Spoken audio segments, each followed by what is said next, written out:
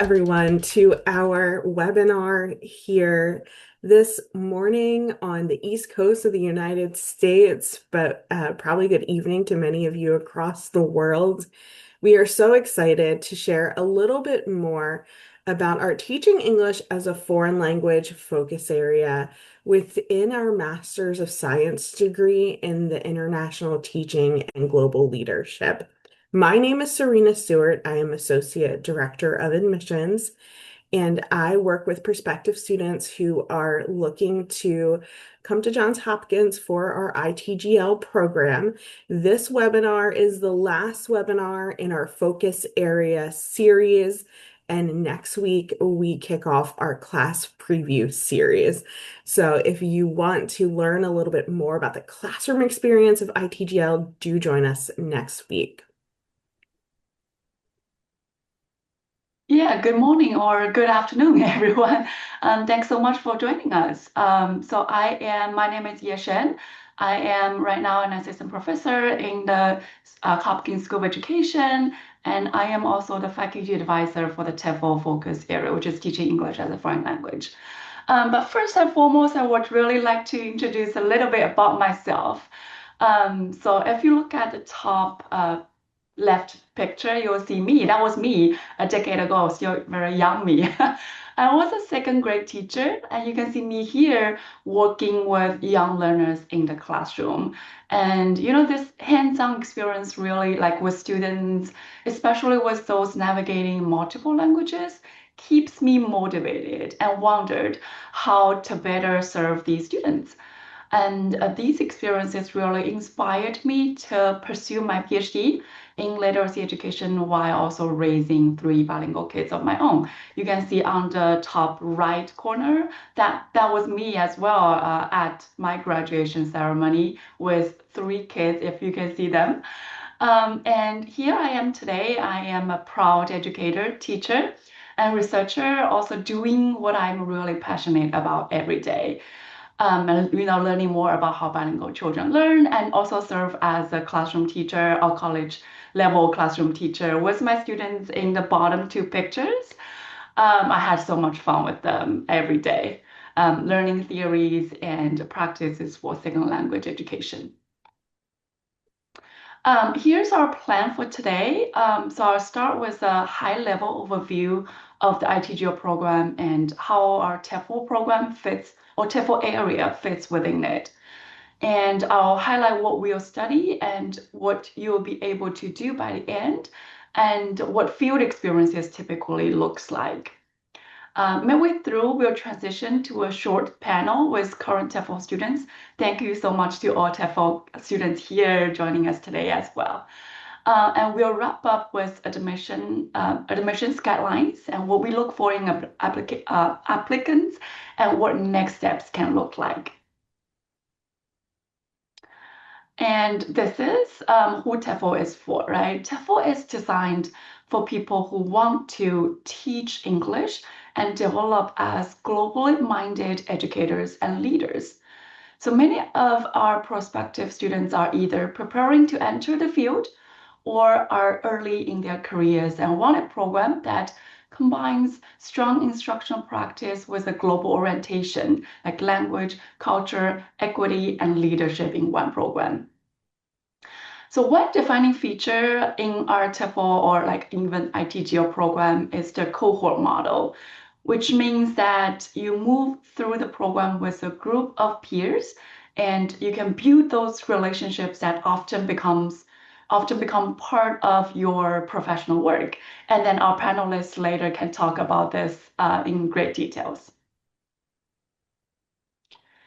So at the big picture level, right, which is the degree in as in MS in education, in international teaching, and global leadership. And within that program, TEFL is a focus area. So meaning that you get the ITGL foundation plus the TEFL specific coursework and experiences.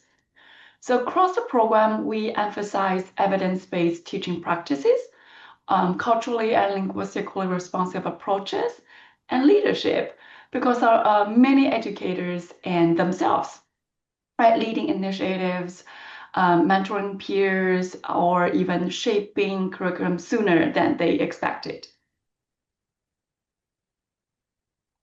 Um, I always want to say this, why TEFL, right? So let me start by setting the stage with a global perspective on the importance of teaching English as a foreign language.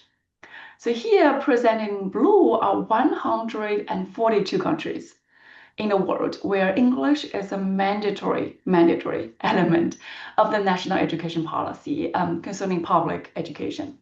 So presented in orange are 41 countries in which English language is a possible elective subject or is offered in many but not all schools. And gray, you can see here, are English dominant countries. So that means over 80% of world population have English as a mandatory subject in their national education systems. So as you can see here, English really has become a critical component of educational systems worldwide. And from Asia to Europe to even South America, countries are making English education mandatory at increasingly earlier ages. For example, because I'm from China, so I'm very familiar with China's education system. So China's English as a foreign language education starts from grade three, mandatory from grade three, right? But as we see a lot of schools, they do have even earlier starts, like in kindergarten or grade one. South Korea also starts from grade three. And you can also see that a lot of European countries start English instruction even from grade one.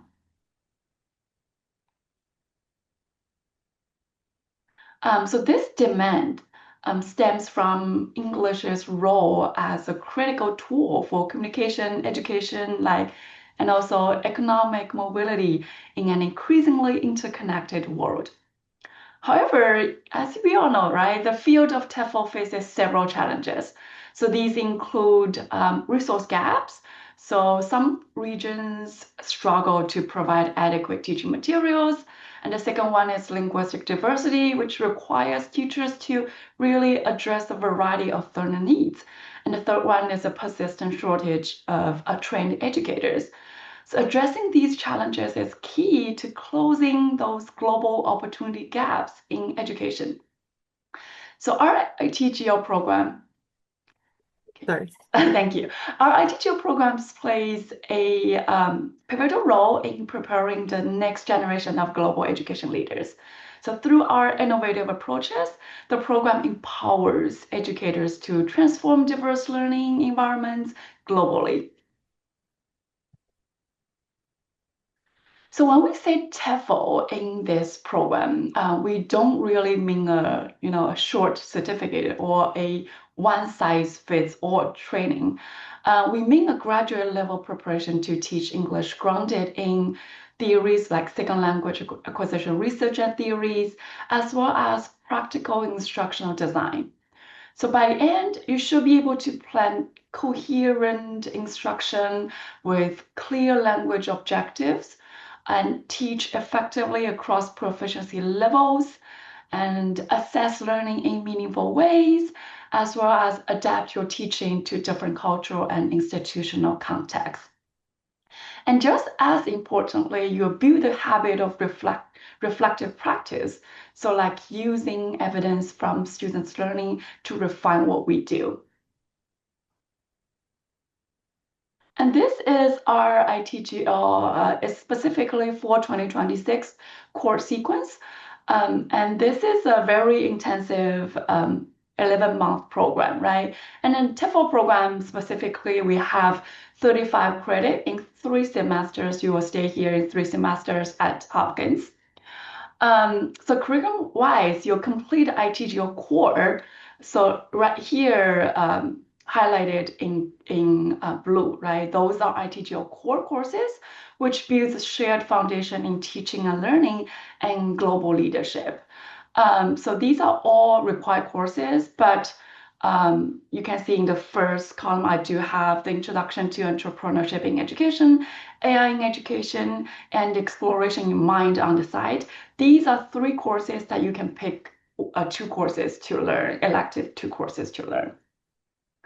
Then in the TEFL focus area, you take courses that go deeper into second language acquisition, like the language acquisition in TEFL, like the language and culture in TEFL, and then the program evaluation and learner assessment in TEFL. So these are 3 credit courses. And in the spring 2027 and summer 2027, we also have 2 1-credit courses. Like the first one is promoting active engagement and learning for TEFL. And then the second one in summer 2027 is the building productive learning relationship for TEFL. And throughout these 3 semesters, we also have this seminar in teacher leadership, guide you through the program. And a signature experience is also the extended learning placement, which I'll talk about that later as well. So a theme throughout our program is really applied work, right? So you'll create things you can actually use, like lesson sequences, unit plans, assessment tools, and reflective analyses that becomes really a portfolio that you can talk about in interviews. So let me highlight a few of our signature experiences that students tend to mention in our ITGL or TEFL program. First, the program emphasizes practical pedagogy, so how to build lessons and units that are engaging and coherent, and how to adapt materials for different learners and contexts. And second, we pay attention to assessment literacy, which is really at the end of our course sequence. So language teaching rises or falls whether we know how do we assess students, right, and how we are using the evidence to move learning forward. And third, because our graduates work in diverse settings, we engage intercultural communication, which is right the course that we are learning right now, intercultural communication and culturally responsive teaching methods. Yeah. So field experiences, well, here I'm really talking about extended learning placement, are where concepts become practice. So depending on your pathway and context, right? So field work typically includes kind of observation, planning, teaching, assessing student learning, and structure reflection. So this is really extended learning per se. Extended learning is really a placement for around 4 hours each week in an applied learning experience. So students can gain a comprehensive understanding of different educational models, institutions, nonprofit organizations, businesses, startup venture, and research centers. So in extended learning, students really apply critical thinking to identify best practices within their area of study. They can synthesize knowledge across courses and other experiences. They also develop knowledge to make decisions about their long-term career goals. And again, hands-on experiences in educational contexts, like in elementary school, like public elementary schools, private schools, and even those community schools like the Chinese Sunday schools as well. We are planning something new and exciting for 2026. So for 2026, we are planning a 1 credit. Right now, the extended learning experience placement is non-credit course, right? So we are really planning a 1 credit guided extended learning experience. Right now, our students just go out to those placement sites and learn with their mentors. We do have mentors for each of their sites. But however, we do think that those, like recap of their learning, their observation is really important, and debriefing of those experiences is also important, right? So we're thinking about having an instructor in our classroom and having some guided discussions of their observation hours and teaching hours later in the new model. So these are just right now some sample TEFL extended learning placements we have right now. So like we do have schools like the public schools I mentioned, as well as here we also have the Howard County Chinese School, which is really a community school, weekend school that teaching Chinese. And then we also have research centers that focuses on technology or like research in education. We have nonprofits like the Soccer Without Borders. We have technology firms like this AI Institute. We also have some business companies like the toy company that students are engaging in their extended learning experience. And professionally, TEFL opens multiple pathways, right? So some graduates teach English in international settings like schools, language programs, community programs, NGOs. Others really moved into curriculum and materials design or into some leadership roles such as mentoring, program coordination, or teacher training. Exactly how your pathway looks depends on where you really want to work. But overall aim is to prepare you with a strong foundation and a portfolio that you can work and you can demonstrate in your work. And now I'm going to shift from my perspective to the people living this program right now. So I'll invite our current TEFL students to introduce themselves. And as you listen, I encourage you, and I will ask some more questions after their introduction, like why they chose this program, the course project that changed their teaching, or they're really having a really deep impression on that, and then how they balance their coursework and field, and they will highlight some fieldwork experiences and some advice for our applicants. So yes, first I'll ask them to introduce themselves first. Shuyang, can you kick a start? Hello everyone. My name is Shuyang Wang, and I'm the graduate student in Johns Hopkins University, and my focus area is TEFL, and I come from China. Thank you. Ihan? Okay. Hi everyone. My name is Yihan Duan, and I'm currently a graduate student in the TEFL program. Before coming here, I studied English education in China, and I really enjoy learning in an international environment and experiencing a different educational culture. I'm very happy to be here today. Thank you. Thank you. And last but not least, Vidi. Hi everyone, I'm Vidi. I graduated my bachelor degree. I studied in the University of Sydney. I studied cultural studies and education.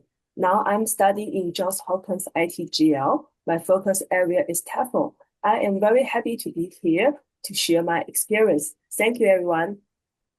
Yeah, thank you so much to our panelists here to talk more about our program and your experiences as well. So first question, so what were you looking for in a TEFL graduate program while you were kind of looking for different programs? Vidi, how about you start with you? Okay, so what I was looking for in a TEFL graduate program was a combination of theory and practical teaching skills, deep cultural understanding, and a strong focus on inclusive education. First, I come from a family of educators. My grandparents are both teachers, and my grandfather was a principal of a school. Growing up in this environment, I have always wanted to be a teacher. However, I realized I lacked structured teaching experience, so I hope to gain professional knowledge and learn how to support students effectively. Also, I am also very interested in language. In my mind, language is not just about vocabulary and grammar. It is also connected to cultures, values, and different ways of education. That is why the TEFL graduate program really attracted me. This program encouraged me to think about how to become an educator, creating a warm and inclusive classroom environment where different cultures are respected and students feel confident expressing their own identities. Most importantly, this program can help me know how to apply theory in real teaching practice. If we only learn theory without knowing how to use it, it is difficult for us to teach a second language effectively. In this program, I have rarely found opportunities to put series into practice. Thank you for sharing, Midi. Maybe Shu Yang? Okay, for this question, actually, I wasn't just looking for a program that teaches classroom techniques. I want something interdisciplinary, something that connects language teaching with like the brain science and from a global perspective. And I care about why does a teaching method work? How do students from different language backgrounds think? And I wanted to understand teaching at a deeper level, not just learn some strategies. Yes. Well said. Thank you. And Yihan? Okay. Well, I studied English education in China before coming here, and most of my experience was within the Chinese educational system. And over time, I became curious about how English might be taught in different contexts, especially in multilingual and multicultural classroom. I didn't just want to deepen my theoretical knowledge, I really want to see how language teaching looks in practice in another system, and how teachers design lessons and how students participate, and how classroom culture shapes learning. And that curiosity is what led to me to choose this TEFL program. I felt it would give me the opportunity to both study linguistics theory and experience real classroom settings in an international environment. Thank you. Yeah, thank you. So one of the signature experiences for the TEFL program is really we are connecting theory to practice, and they also have exam learning experience, a placement that they can go out and observe and then really apply this what they're learning in the classroom to a real classroom setting. Great. So my second question is, what is one assignment or project that you are very proud of? At this time, shall we start with Shu Yang? Of course.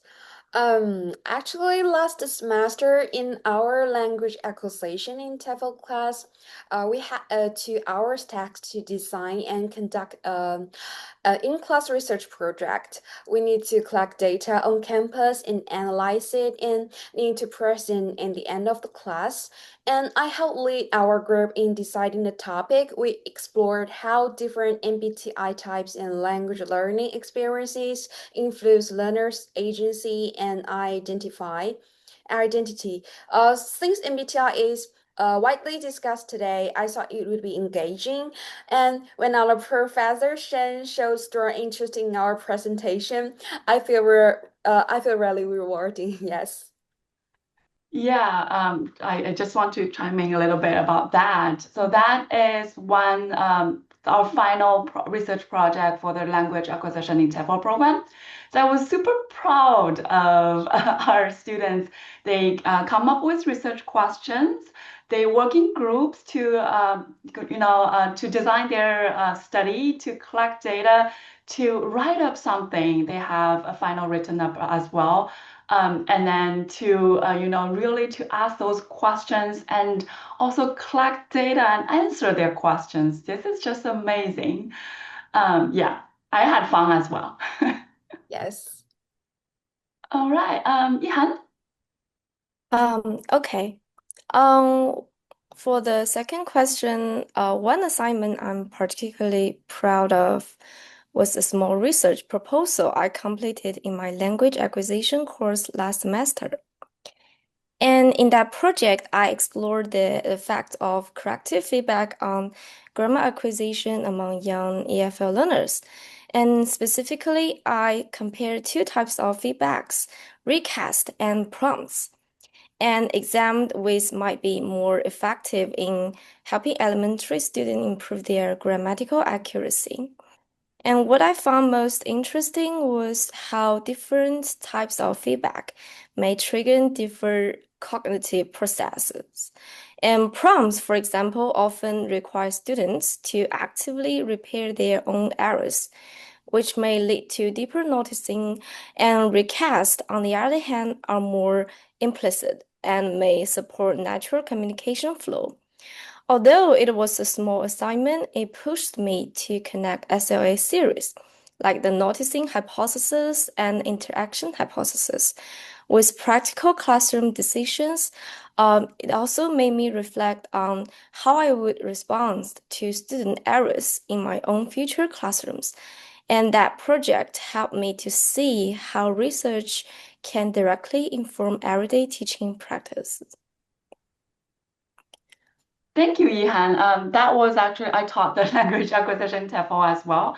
That is a research project they need to do by the end of the course. And then they come up with, again, that's the individual project, right? They come up with research questions, and then they write a research proposal and talking about how would you solve those research questions. That was a rewarding process for me as well, because I'm kind of observing a lot of different ideas and how students are connecting those theories we learned in the classroom to some, really practical research ideas they can really carry out in practical settings. Thank you so much, Ihan, for sharing. And Vidi. My one project I am really proud of is the final project of my TEFL course last semester. This assessment required us to write a complete research proposal supported by 8 academic sources. Also, we needed to write a literature review and bibliography. Finally, we give a 10-minute oral presentation about our research topic. The topic I chose was how classroom interaction influence second language learning. I first searched for and organized existing research, identified the limitations in previous studies, decided on my own research questions, designed my research methods, and outlined the expected findings. At last, I successfully completed the whole research proposal. Through this assessment, I experienced the full journey of academic work, from collecting materials, summarizing and analyzing information, to designing a study and presenting the final results. It helped me understand what it is really like to conduct academic research and complete a formal research paper. After finishing it, I felt a strong sense of achievement and became more interested and confident in doing academic research. Thank you. I am so glad to hear that you learned something and proud of the assignment or project that you worked on in my course. All right, so the third question is, how has the cohort model affected your learning? And this time, how about we start with Ihan? Okay. For the third question, the cohort model was shaped my learning more than I expected because we take most of our classes together and we've had time to see how each person thinks and approaches problem. Over time, discussion became more honest and less surface level. And our students are more willing to disagree, ask hard questions, or admit confusion.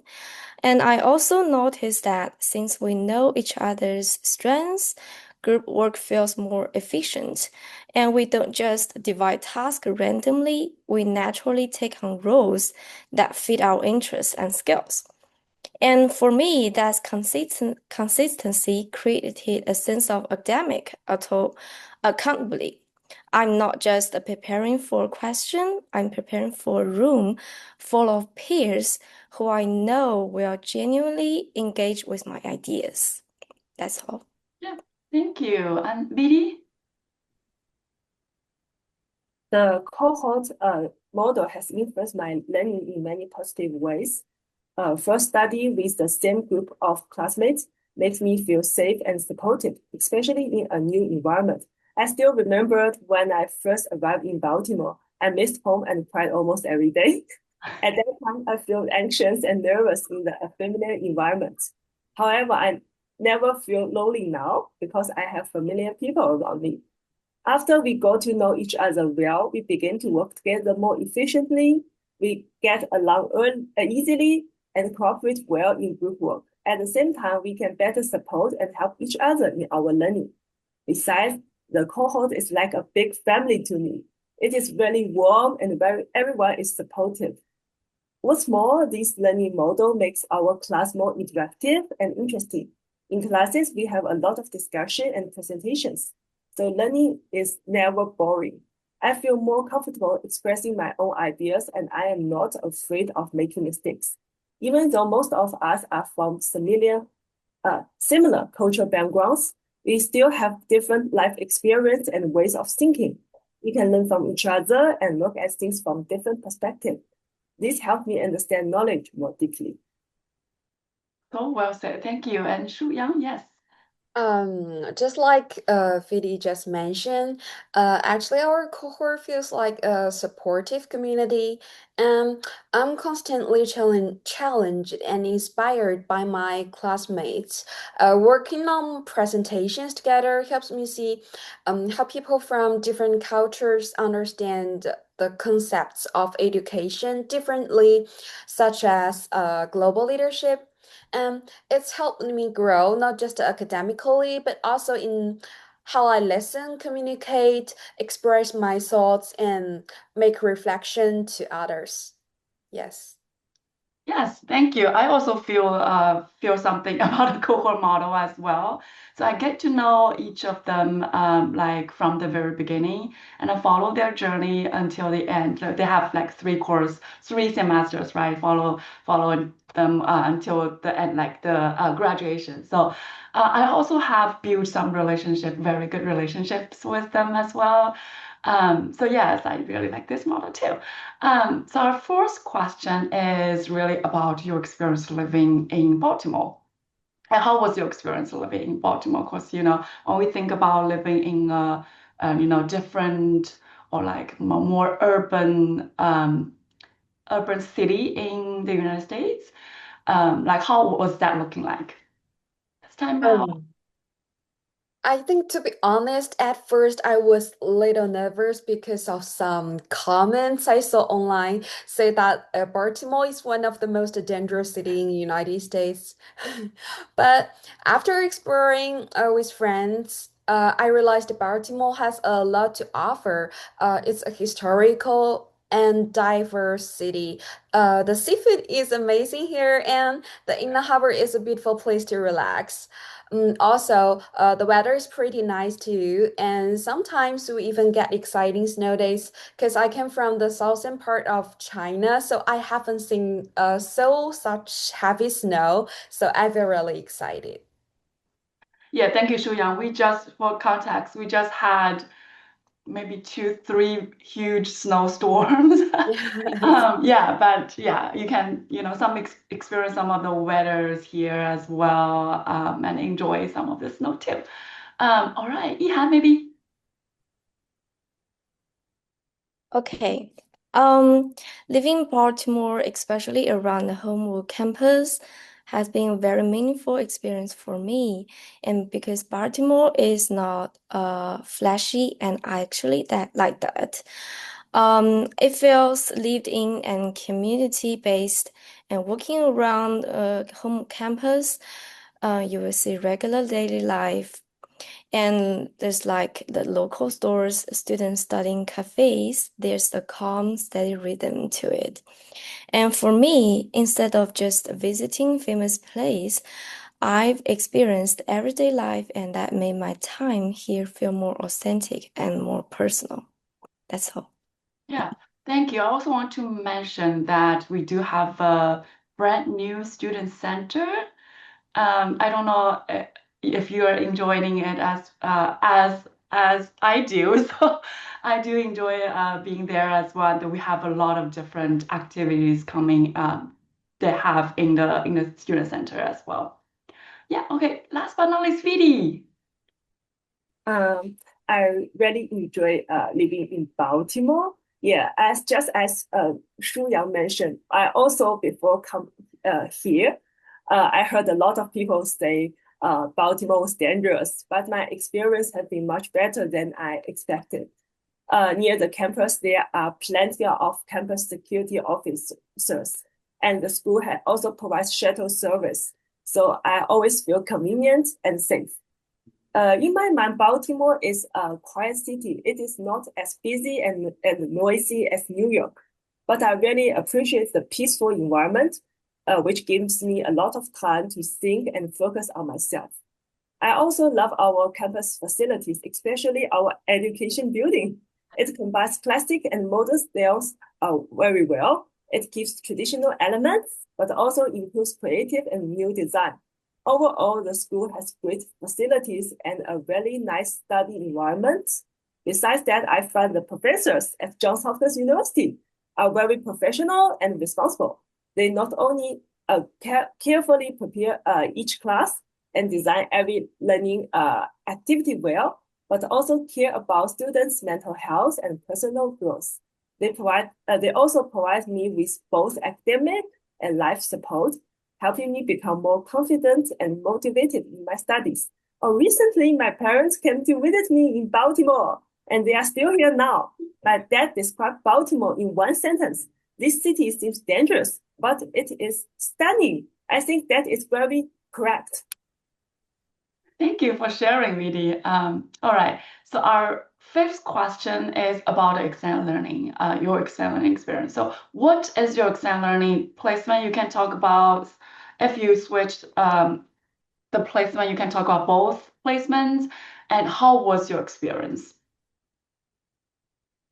Vidi, can you get us started? Okay, no problem. For my fall extended learning, I worked as a water P-Cater elementary and middle school.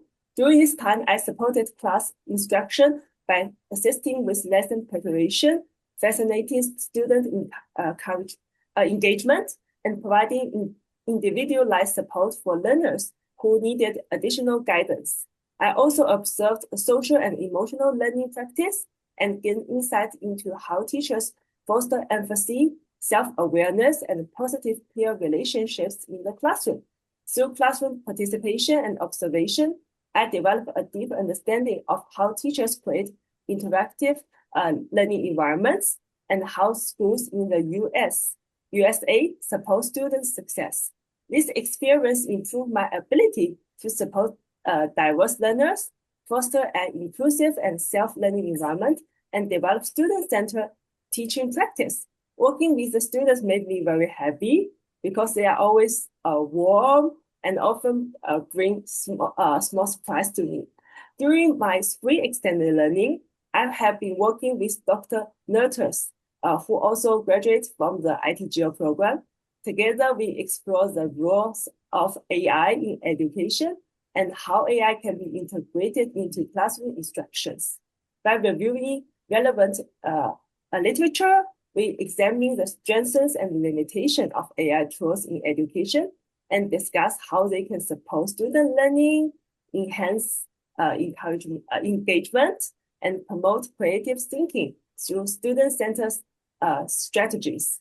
I have also examined ethical considerations related to the use of AI in educational settings. This experience has strengthened my understanding of how AI tools can support teaching and enhance my ability to integrate innovative technologies into inclusive learning environments. In the future, Dr. Nertus and I hope to write a research paper exploring whether AI functions as a cognitive scaffolder or fosters learning dependencies among international graduate students at Johns Hopkins University. It is very interesting. Thank you for sharing. So, Yihan. Okay. So I'm very glad to have the opportunity to share my extended learning experience and during my time at the Greenmount School. Our school provide us with additional learning opportunities to observe and participate in elementary classrooms. And there, I mainly supported a group of around 10 students during classroom activities and small group learning.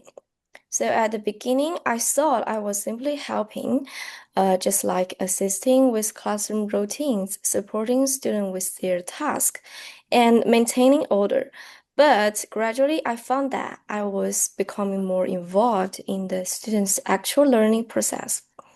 For example, some students needed more time to understand instructions, and some struggled repeatedly with spelling and others rely more on step-by-step modeling from the teacher. And I began paying closer attention to how different students learned. And when working with them, I try to break down word structures and guide them through pronunciation and repeat sounds with them so they could hear and produce them more clearly. And one of the biggest difference I noticed was how different the classroom model is compared to what I experienced in China. And in the US elementary classroom, there's a much stronger emphasis on creativity and students' intrinsic motivation. The teacher is not constantly lecturing, and instead, students are encouraged to explore, discuss, and express their ideas. They're given more space to think independently and ask questions.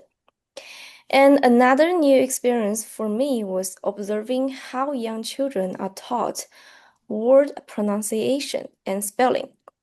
I had never closely observed phonics-based instruction before, seeing how teacher guide students through sounds, syllabus, and structured repetition was a completely new learning experience for me. Just like, for example, if kids don't know how to spell shampoo, and the teacher will say shampoo, p o shampoo, and the student will know how to spell it. And this experience broadened my understanding of different educational approaches. And it also made me reflect on how I hope to combine creativity with solid language foundation in my future English classroom. Thank you. Yeah, thank you, Ihan, for sharing your experience. You kind of are really reflecting on your experience a lot. And then just for context as well, I think a lot of us in China, we were instructed from a whole language approach, not a phonics approach. So this is interesting to learn how US kids are learning English. All right, Shu Yang. Um, my extent learning is joining our Professor Shen's Mint Lab, and I've been involved in research tasks like standard scoring and data entry, which help me understand the research process. And the lab environment is very supportive, and our professor generously shares her expertise. And so, if you're considering a PhD in the future, this is a great way to build research experience. And actually, yesterday I saw the ITGL WeChat official account posted an introduction about our Mint Lab, which also includes a profile of our professor. So if you're interested, you can take a look. And last, everyone is very welcome to join the lab. Thank you, Shuya, for advertising our lab. Yeah, so I direct the Mint Lab and have a lot of ITGL students or like even TEFL students joining our lab to learn more about hands-on experience on research and how do we conduct research. And they also have some, or if they are willing, they also are encouraged to have the individual research projects with my guidance. So yes, everyone is really welcome. If they love research, they're welcome to join my lab. Okay, so we have our last question. What do you wish you knew before you starting this process? Um, I wish I had known that a good IELTS or TOEFL score doesn't mean your English journey is over. It's normal not to understand everything at first, and I sometimes use the translation tools in the class, and daily communication can be challenging because of the accents and cultural differences. But I think the key is to speak up. The more you use this language, the more confident you become. Yeah, thank you, Shuyang. Midi? What I wish to know before studying is how to better manage all the deadline and assessments each semester. I wish I had understand how many assessments there are each week and when each one is due. If I had known that in advance, I could have planned my time more clearly and know which assessments to start first. Sometimes I feel very stressed because there are so many deadlines in 1 week, and I don't know which one to start first. I even worry that I cannot submit them on time. Although I have always finished my work on time, I also lose sleep and feel anxious. I also wish I had known earlier how to balance different tasks and relax, so I will not feel so overwhelmed. That's all.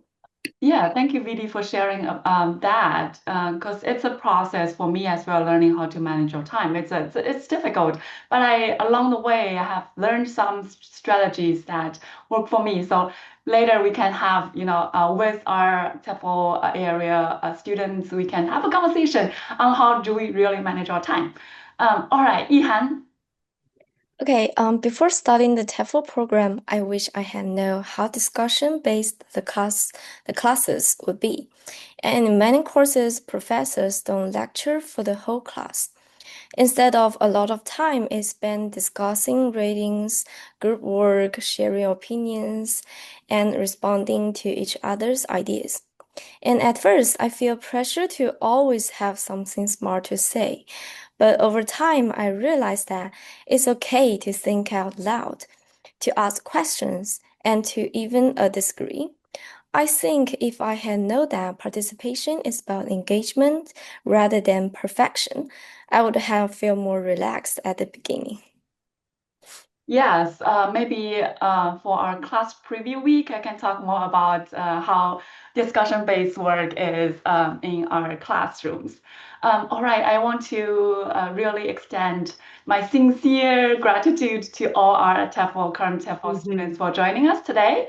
Thank you so much for sharing your experiences. Yes, definitely. Thank you all for, really participating and giving us that student experience.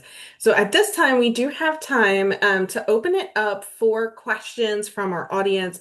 So I want you to be able to ask any questions you have about ITGL, about admissions, about the TEFL focus area. And if you have any questions for the students, please put them in the Q&A now. While you are, excuse me. While you are doing that, I'm going to share a little bit contact information for myself, and then for Dr. Jennifer Adams, who this is the faculty lead of the ITGL program. So please, in the meantime, put your questions in the Q&A.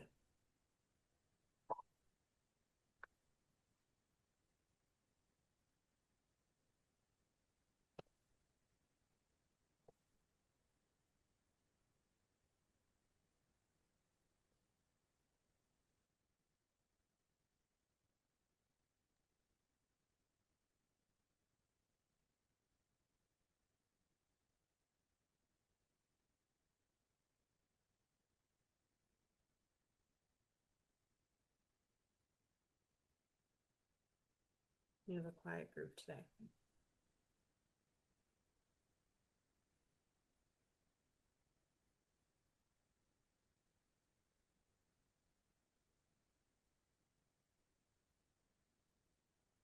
Yes, while we have our current TEFL students here, it's a very good opportunity to ask them questions. Yeah, definitely. Yeah.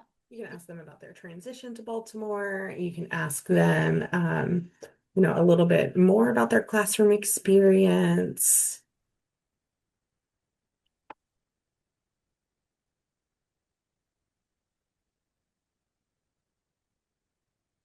While we're waiting for a question, I will just add that if you have any questions about the admissions process, you can also ask them today, but I'm happy to answer any of your questions via email. So you can always send me an email if you don't have anything today, but something comes up and you think about it after the webinar.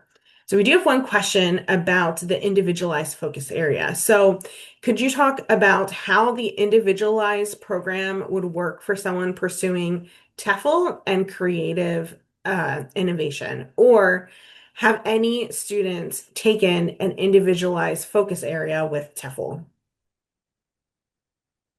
So I am not very sure about individualized program but this is I think it's a very unique program that you can take. And we do right now, currently, we do not have any students taking the individual program with TEFL. But what does individual mean, right? So individualized is really you can combine what you want to learn as your program of study. So I think if you can maybe send this question, or like I can get some information from Dr. Adams more clearly, that answer will be great. But I do think that's a possibility to combine if it's individual and with some TEFL core courses as well. Yeah, I'll just add from the information that Jennifer Adams, Dr. Adams has shared on previous webinars. So with the ITGL focus area courses that shared in the ITGL curriculum, you would be choosing to combine two focus areas. So if you wanted to combine TEFL and creative innovation in education, you would want to work with your advisor in ITGL to make sure you know what your goals are and which courses you're going to take in the focus areas, because there's only typically 3 focus area courses. Now, TEFL is a little different because it has those 2 extra 1-credit courses, but you'll want to work with your advisor in doing that. The individualized focus area is new to ITGL with last year's spring cohort and with the current fall cohort. So the students who are in individualized just started their studies in January. So there are not a lot of students currently yet in ITGL in individualized.